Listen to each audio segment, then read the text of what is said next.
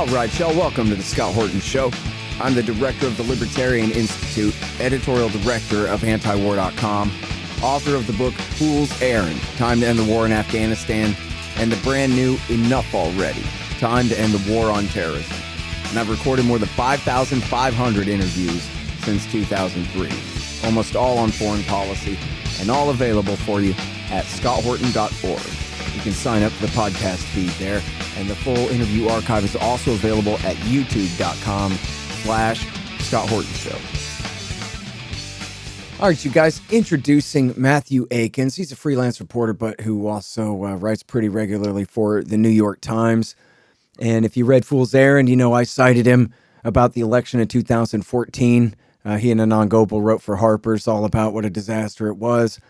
And also he did that great report where he snuck in to Yemen back during the beginning of the Yemen war and reported from the Sada province and all that. Remember? Great reporter. And he's got a new book out. It's called The Naked Don't Fear the Water, an underground journey with Afghan refugees. And he's got this really important piece in the New York Times, The Taliban's Dangerous Collision Course with the West. Welcome back to the show, Matthieu. How you doing, sir? Great. Thanks for having me. Happy to have you here. Listen, so first of all, I got to apologize to you. I have not read your book, and I don't know when I'm going to find the time. I'm all caught up with Russia stuff here, but I'd like to hear very much. I very much would like to hear about your book, The Naked Don't Fear the Water. First of all, what does that title mean? Well, it's a Dari proverb in Afghanistan, Luch az ab namitarsad, and it means if you got nothing to lose, you got nothing to fear. Uh-huh. And that is the situation of the refugees from Afghanistan and other countries that this book is about. Gotcha. So take us back. I guess I'm curious about the refugee crisis here and the way all this played out because, you know, America had been at war in the Middle East since the turn of the century. And then, of course, you had the Arab Spring breakout and the wars, you know, first Afghanistan and Iraq, but then Libya and Syria and the rest. But it seems like and they really started in 2011, but it seems like the refugee crisis from all of these countries really seemed to hit right at 2015 and 2016. So I wonder if we could start with what is really the explanation for that?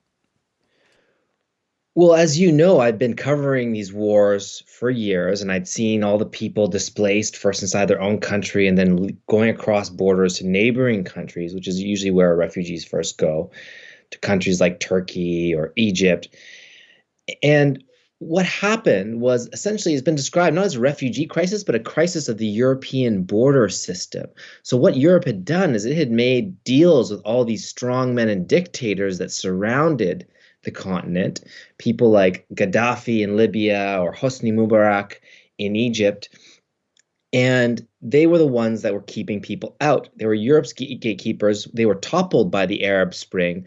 So that system began to break down. People started to cross. In Turkey, it was that Erdogan, that the strongman, was having problems with Europe and tired of hosting millions of Syrian refugees. So people started to flood into Europe over a period of about a year, starting the summer of 2015. About 1 million people crossed the Mediterranean Sea and entered the European Union. It's the largest movement of refugees by sea in history. And this is the moment that I was in Kabul, and one of my best friends there, Omar, he's a translator. We'd worked together. He'd also worked for the American military as a translator. He'd been with the special forces, and he'd applied for one of these special immigrant visas where, you know, the U.S. government allows Iraqis and Afghans who are in danger to come to the U.S. And he should have gotten it, but didn't because of paperwork. He was rejected. And so he decided to risk his life, go as a refugee to Europe in the hopes of safe haven. And I wanted to report on this crisis from the inside and go with him.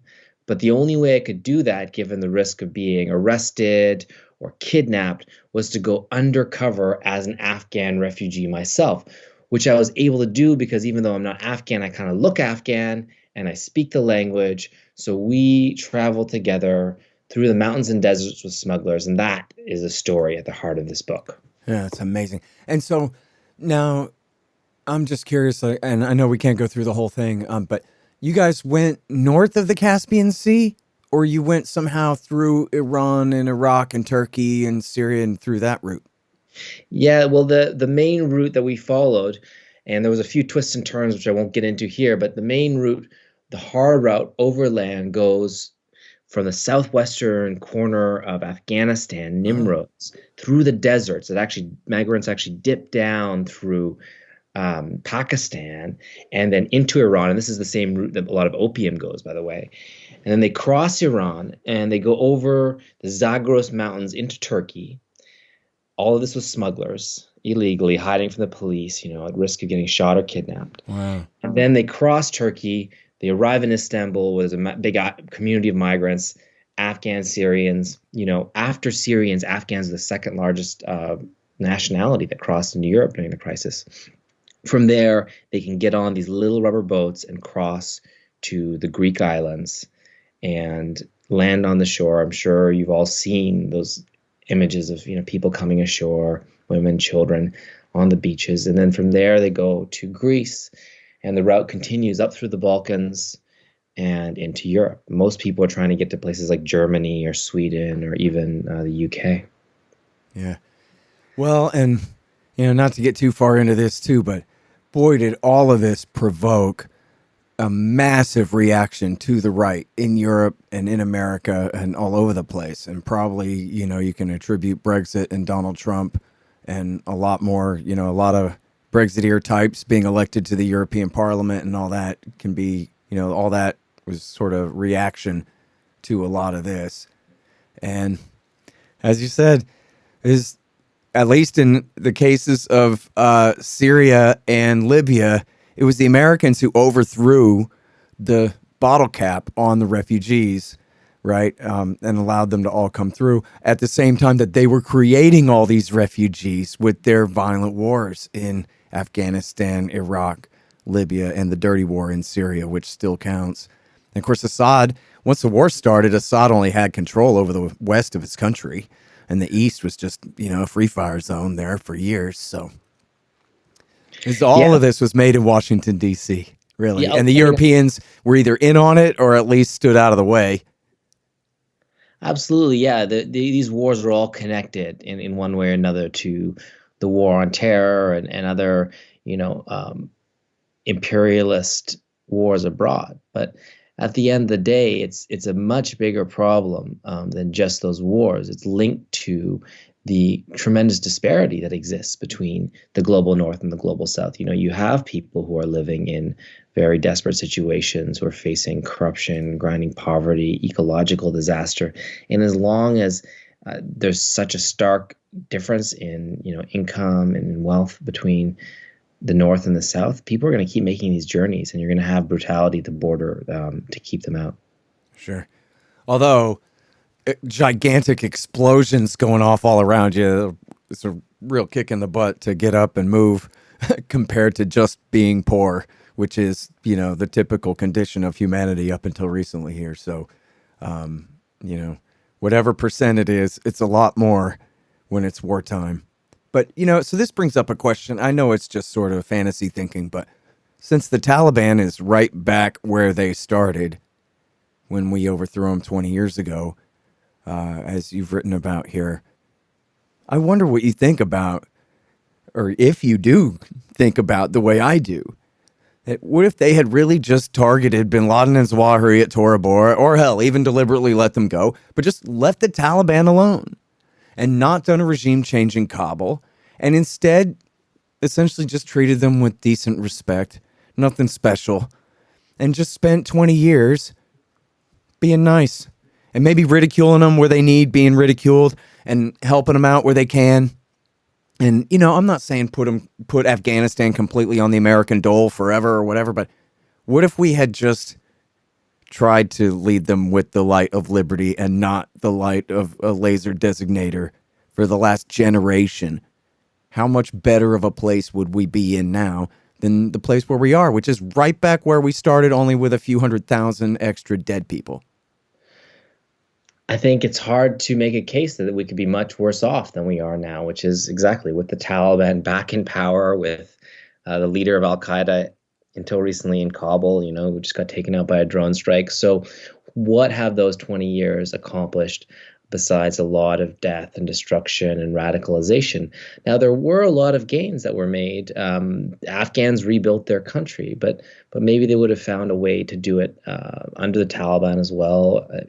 It's just really hard to use these kind of counterfactuals. But the war was misguided in the very least from the beginning, and the way that it developed, as such a boondoggle involving so much corruption, a lot of deceit on the part of our military and our government leaders, one that inflicted a massive toll, not only overseas, in these countries which bore the brunt of the suffering, but also at home. There's so many broken families and shattered lives in America, and I just think that it should give us real skepticism about even the best intentioned overseas interventions.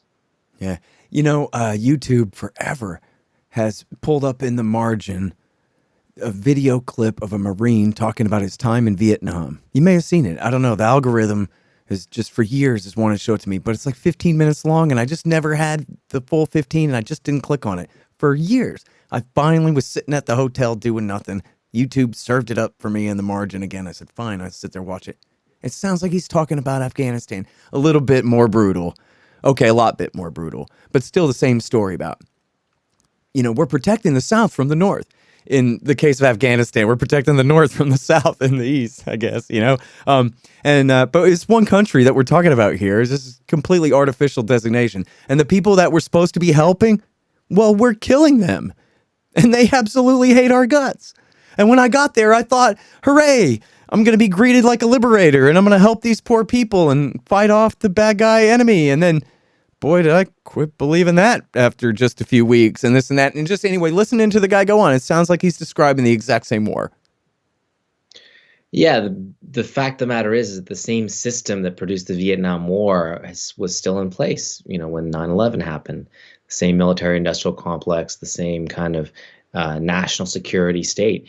And so it's not as surprising that we make the same errors again and again. Yeah. All right. So now let me ask you about the Great Depression in Afghanistan now, because, you mentioned the corruption there and all the foreign money coming in. It was, what, $40 billion a year, I think was the average, right? Leading up to the end of the war. And then now all that's gone, right? So this is just every market, every price structure in Afghanistan has crashed and had to be reset. And, whatever food distribution, I guess the aid must have gone through a major decrease. And then whatever food is being grown locally and distributed or even imported, the distribution systems have broken down. And so even from the very beginning after the withdrawal, they said, oh man, famine's going to set in right now for this winter, last winter.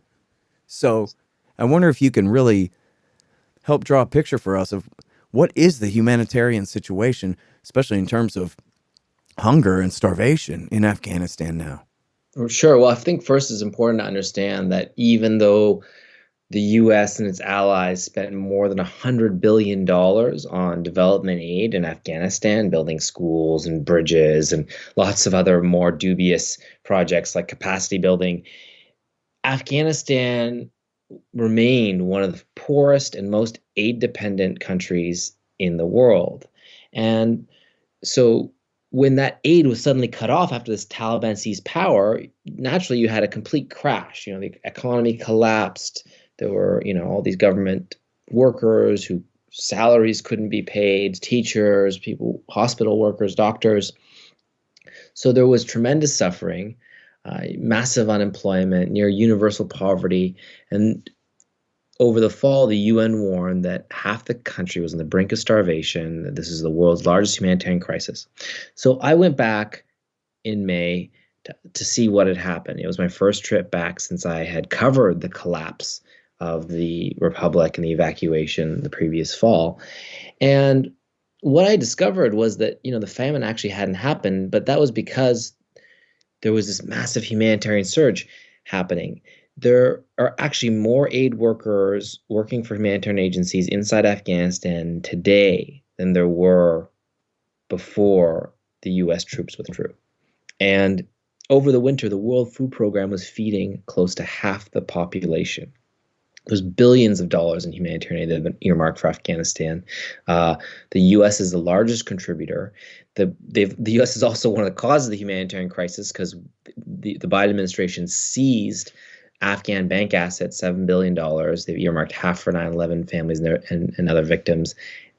And so you have this humanitarian cash that's being infused in the country. The weird position of the U.S. being both a cause of and kind of largest donor of aid, and right now it's just being stabilized. The country's being kept on life support. The UN is flying in pallets of $100 bills into the country, nearly $1 billion to date. And this is the Taliban's cooperating with this, and it's had the corollary effect of helping to stabilize their new government. But the alternative would be quite literally a famine in the country.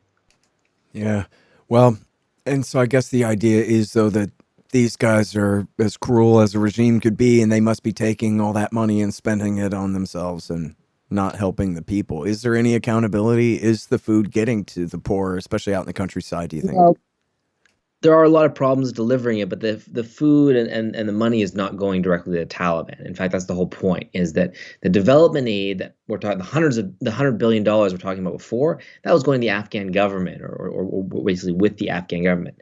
Now the Taliban is in power, that's all cut off.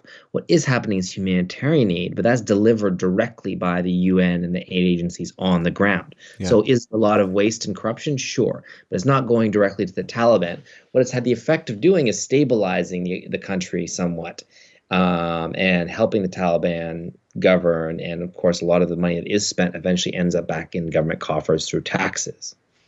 Yeah. By the way, did you read that thing by Thomas Gibbons Neff about, I don't know, half a year ago about how he went back to Helmand and met with the old man who had been kind of the leader of the local militia that he'd been fighting before, and they sat and had tea and all that? Yeah, I read that piece, and I know TM. Yeah, it's just an amazing story where, and the bottom line of the whole thing is, and this is in, the worst of the fighting down in Helmand for the Marines and everything, and the bottom line is, why was Neff at war with this old man and his men again? And nobody knows. Well, no good reason. Yeah. I mean, I think it's hard to feel like they accomplished anything when all those areas that they fought and died for are now back in the hands of the Taliban. Yeah, it's just amazing. And like, what difference does it make, right? Like, it already was in the hands of the Taliban all along anyway. That's where they're from, right? Or not? Well, I think we just really misunderstood what we were doing there. We're intervening on one side of a civil war, and it wasn't necessarily the good guys' side, especially in a place like Helmand, where the government was deeply involved in drug trafficking and corruption and abuses against locals that caused them to support the Taliban. But again, this is what you see in places like Vietnam, where we backed an extremely corrupt regime in the South. We had South Vietnamese death squads working with the CIA to target the Viet Cong, and that was again the case in Afghanistan, where you had a lot of brutal militias working for the CIA. You had Afghan government forces that were routinely involved in torturing people and extrajudicial executions. And don't get me wrong, the Taliban was pretty nasty too. They were doing a lot of the same things. But was this some kind of war where we were on the right side of it? I think that is really hard to say. It's pretty murky in a place like Helmand, and we obscured that, I think, with a lot of these aid projects where we were helping Afghan girls to study, which is of course a good thing. Afghan girls should study, but was that the purpose of the war? Was that really what it was accomplishing? I think that for a long time we lied to ourselves about what we were really doing in Afghanistan. Yeah, well, some of them lied to the rest of us anyway, but yeah. I think they did. And those people are still in government. They're still setting U.S. policy. They're now very much in the driver's seat on what we're doing in Ukraine. And to be honest, I think we haven't learned much in the way of lessons, not ones that are going to stick anyways. Yeah. Yeah, it's really too bad. And we're going to have Daniel Davis on, the former lieutenant colonel, to talk about Petraeus' spin. And this is coming back. Talking about this on Twitter this morning, about this is how they did it with Vietnam too.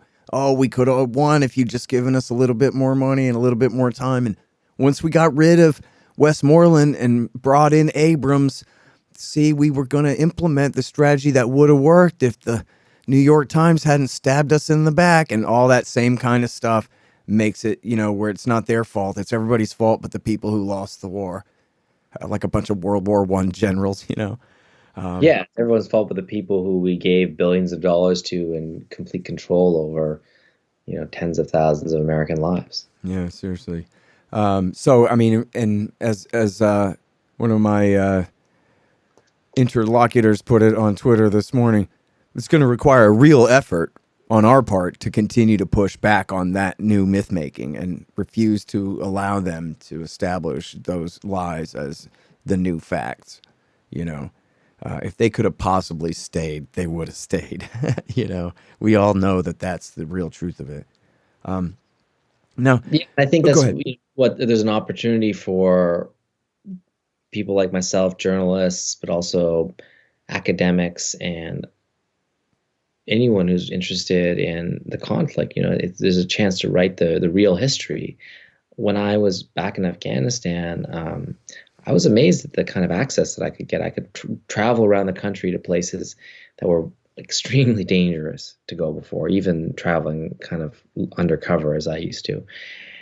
Because the Taliban are in control now. And if you deal with them, they will allow you to work. And I'm not under no illusions that I have a lot of privilege as a Western male journalist. But at that point, is I want to use that to get out there and to uncover so many things that were hidden for us for a number of years, the other side of the story. And so I do think there's a chance to write the real history of the war. There's going to be a battle of over the memory of Afghanistan. There's that great quote from Viet Thanh Nguyen, where all wars are fought twice, first in the battlefield and the second time in memory. Mm-hmm. Yeah. Hey, y'all. The audiobook of my book, Enough Already, Time to End the War on Terrorism, is finally done. Yes, of course, read by me. It's available at Audible, Amazon, Apple Books, and soon on Google Play and whatever other options there are out there. It's my history of America's war on terrorism from 1979 through today. Give it a listen and see if you agree. It's time to just come home. Enough Already. Time to End the War on Terrorism. The audiobook. Hey guys, I've had a lot of great webmasters over the years, but the team at expanddesigns.com have by far been the most competent and reliable. Harley Abbott and his team have made great sites for the show and the Institute, and they keep them running well, suggesting and making improvements all along. Make a deal with expanddesigns.com for your new business or news site. They will take care of you. Use the promo code SCOTT and save $500. That's expanddesigns.com. Man, I wish I was in school so I could drop out and sign up for Tom Woods' Liberty Classroom instead. Tom has done such a great job on putting together a classical curriculum for everyone from junior high schoolers on up through the postgraduate level. And it's all very reasonably priced. Just make sure you click through from the link in the right margin at scotthorton.org. Tom Woods' Liberty Classroom. Real history, real economics, real education. Well, listen, I mean, you're doing your part for sure. You're a big part of the reason that people do know the truth about that war, and I cite you heavily in Fool's Errand, and I forget, but probably in Enough Already as well, on Afghanistan and on Yemen in Enough Already. So yeah, all that stuff's really important, and we are up against the war machine itself, so they have a lot of incentive and finance behind their narrative building. So it's a hell of a fight that we've got, from now on still, Now, so talk about, as you do in your great article for the Times, you talk about the actual status of education for girls. This was one of the major excuses for continuing the war for so long, as you mentioned there. But despite all the hype, I think buried in here, you have the lead is that the World Bank says that education for girls, even out in the countryside, has increased since America left. Is that right? Yeah, and that's because mostly the security situation has improved, especially in rural areas. So parents feel more comfortable sending their girls to school, knowing they're not going to get caught in the fighting or roadside bomb. Some of them, the conservative ones, because Afghanistan is a very, very conservative Muslim country, and some of them feel more comfortable sending their girls to school under the Islamic Emirate. Now, that's for elementary schools. The Taliban have not reopened girls' public high schools in most provinces, which is a shame. But if they did, it's probably likely that there'd actually be more girls in school now than under the US-backed republic, which is deeply ironic. I agree. But the fact of the matter is they haven't opened the schools yet. And that's really what I went to Afghanistan. One of the reasons I went to Afghanistan was to understand why, because they were been saying this is just temporary, and they had kind of promised that on this new year of the Afghan school year, which is on March 23rd, the schools would reopen, and there has been a plan that the girls went to school, and on that day, word came down from the education ministry that no, the schools wouldn't actually reopen, and there was media there to cover it, and so all these girls went home crying. It was a complete disaster, but also kind of baffling. Why would the Taliban do this? Why would they announce that they would open it, and then cancel like this in a way that was deeply embarrassing for them, that broke so much trust not only with the Afghan people but with the international community. And what I was surprised to discover in Kabul was that actually a lot of the Taliban officials that I spoke to, they were really frustrated with the ban. They really wanted girls to go back to school, in some cases. Including Sirajuddin Haqqani? That's the Haqqani, right? That's Jalaluddin's son and the main guy? Sirajuddin Haqqani and his brothers, and just the kind of element of the Taliban that he's part of, the so-called Haqqani network, are actually the most socially, quote-unquote, liberal of the Taliban, and have been very much in favor of allowing girls to be educated. And there's a lot of U.S. or international NGOs that when they had problems with their female employees working, because there are still Afghan women working in Afghanistan, definitely, when they had problems with other parts of the Taliban, they called up Siraj's guys, they called up Haqqani guys, and he helped them out.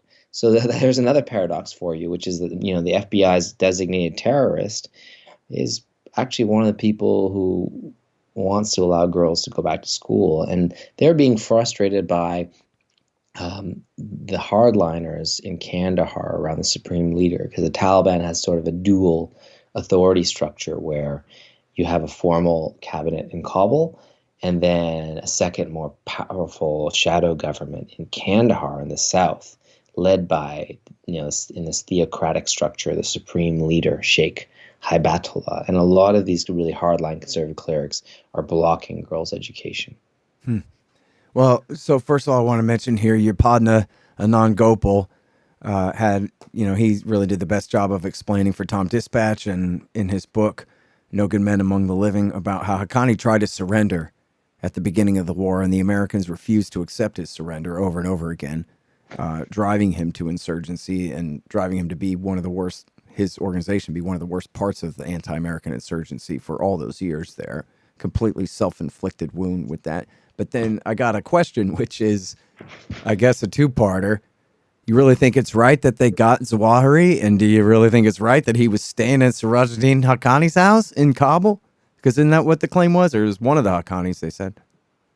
That is the American claim. I was told by a senior administration official that the main leadership actually didn't know that Al-Zawahiri was in Kabul and that he was being hosted by a faction of the Haqqanis, connected to Siraj, who's also the interior minister. Now, you got to be a little skeptical about this because the Americans are always trying to paint the Haqqanis as independent faction and isolate them in a way that I think is kind of becoming counterproductive. But it is possible. We just don't know. What is true is that Siraj has been out as interior minister doing public events, so he's clearly not, being broken with by the rest of the leadership. Now, was it right for the U.S. to take him out with a drone strike? I mean, it's kind of hard to argue against killing the leader of Al-Qaeda, except that it is, is a little bit disturbing that we're doing these kinds of assassinations without any real debate about their legality. I mean, it is normally an illegal act, under international law to assassinate someone in a country without that country's consent. And maybe it was justified in this case, but there just doesn't seem to be any public debate about this, nor debate about the strategy going forward. I mean, why was Zawahiri in Kabul? That's a good question, right? If he had been running around the mountains of Afghanistan, presumably maybe where he wasn't under the Taliban's control, then maybe it would make sense to take him out. But he's there in Kabul. It means the Taliban must have some kind of control over him. If the whole strategy in leaving Afghanistan was that the Taliban could be relied on to some extent to follow their own interests and not allowing Afghanistan to be used as a base for transnational terrorism, then was there no way to work with them? But there's a lot of speculation, and of course it's a win for the Biden administration's over the horizon counterterrorism policy. Yeah. Well, yeah, I mean, he sure did deserve to be exploded to death, but the American way is you give a guy accused of a crime a trial, and then you prove he did it, and then you bury him in solitary confinement until he goes mad and kills himself. That's the American way. But I guess not. No, I mean, just explode the guy. But, his trial would have been great. You know what I mean? Give him like some of the hardest core ACLU lawyers in New York City to defend him, and then make the Department of Justice prove their case. Wouldn't that have been something? Oh, well, we don't do stuff like that. Well, the Taliban doesn't do stuff like that. They would have never extradited Zawahiri to the U.S. I mean, that was the same problem that they had with Osama bin Laden in 2001. But I'm not so sure about that. How are you going to manage this problem in the long term? I don't think it's manageable by playing whack-a-mole with drone strikes. Ultimately, if the Taliban are going to continue as the government of Afghanistan, which they have every indication of being stable for the moment, then they need to be engaged with. They need to be part of the solution in managing these groups. Yeah. Which, by the way, isn't it the case that when this kind of thing happens, that Al-Qaeda always comes right out and claims it? They don't admit it. They say, yeah, our hero has been martyred and is sitting at Allah's right hand now. So how do you like me now? Kind of thing, right? Have they done that in this case? Yeah, they've commented on his death and called him a martyr. Oh, okay. I hadn't heard that. I went and looked at the site Intel Group, which I know is Israeli intelligence, but they keep a close track on, or at least, very friendly with Mossad, whatever, however you define it. But they usually have, up-to-date announcements about what Al-Qaeda is saying about things. But last time I checked, they didn't have anything on it yet. But maybe I got it could be that they haven't actually released a statement yet. I know the Taliban have said that they're investigating, what happened and if he was there, why he was really there. Yeah. But it doesn't seem like. So you're saying you had heard that that Al-Qaeda had confirmed it or not? No, I take that back. I don't know if that's for sure. I might be wrong on that one. Okay, no problem. But yeah, so that'll be interesting to see. I mean, it could be that they're just waiting until they, put out their new magazine issue or whatever it is, their next new podcast. And then, now as far as, I want to go back to what you were saying there about the way that they portray Haqqani as sort of a separate group from the Taliban. And, this is sort of the bridge too, in their implication of the Taliban for harboring Al-Qaeda, at least the Hawks, is they say, well, maybe it's not Mullah Omar's son and this other faction of Taliban guys, but it is Haqqani and his friends. They're the ones who are friends with the Arabs, and they're the ones who are going to host Arab terrorists against the Americans and as a base and this kind of thing. Which, by the way, I saw where, I don't know if it's Siraj's cousin or what, but one of these Haqqanis got blown up by an ISIS suicide bomber the other day, or yesterday. Yeah, that was Rahimullah Haqqani. But, the thing is, Haqqani is often used as a surname by people who are not related to the family at all, but are graduates of the Haqqani madrasa. I see. So that was a Taliban ideologue who was blown up. Look, the thing is the Haqqani network is more or less a fiction that was created by the United States as a kind of boogeyman. There are a lot of different families, groups, networks, you could call them, within the Taliban, but Sure. at the end of the day, they're not separate from the rest of the Taliban. There's been a lot of wishful thinking about the Taliban fragmenting over the years, and the fact of the matter is that they preserved their unity through 20 years. They've emerged united. They've managed to hold together through their first year on power. Haqqani is the interior minister, and he sits in the cabinet with the other Taliban ministers, and they all defer to the supreme leader. Haqqani is actually one of the deputies of the supreme leader. So I think the U.S. is going to realize at some point that it's counterproductive to try to split the Haqqanis from the rest of the Taliban, and that actually the Haqqanis, I think, in many ways are some of the most reasonable people who can be dealt with in Kabul, and there's someone like Anas Haqqani has spoken with U.S. officials. That's one of Haqqani's brothers, and so. Yeah, you quote one of them here saying, listen, if anybody wants to debate me about educating girls based on the Quran, I'm ready to debate them. And this is something that goes back to something I guess I had learned from Anand Gopal, I don't know, years and years ago, that he had written for Tom Dispatch and we had talked about even before his book came out, I guess, was that in many cases, the even most kind of austere interpretations of Islam are far more liberal than the Pashtunwali code, which goes back to like caveman times or whatever. So you have, the Taliban coming to liberate women from the oppressive kind of customs and traditions of their villages and actually provide that, most importantly, they can own property. They can inherit it. They can even buy and sell it. At least that was how it was, as he was reporting that, say, 10 years ago in Taliban-controlled parts of the country and in their previous history and power there, where the Pashtunwali code was far more restrictive than that. Yeah, I think it's a stretch to say that Taliban are liberating women from Pashtunwali, but they certainly have ended the war and put an end to a lot of predatory behavior by government warlords.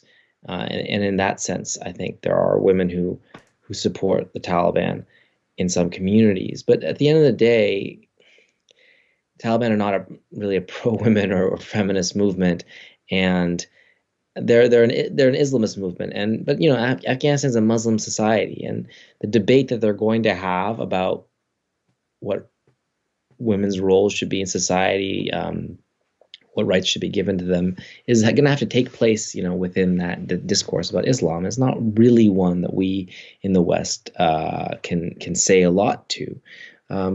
But at the end of the day, it's about what's right for Afghanistan, not what. And that's why the Taliban should educate girls. It's not about Western money. It's about their own daughters. And I think that a lot of Taliban that I spoke to did realize that. They know that their country needs female doctors and nurses in the very least.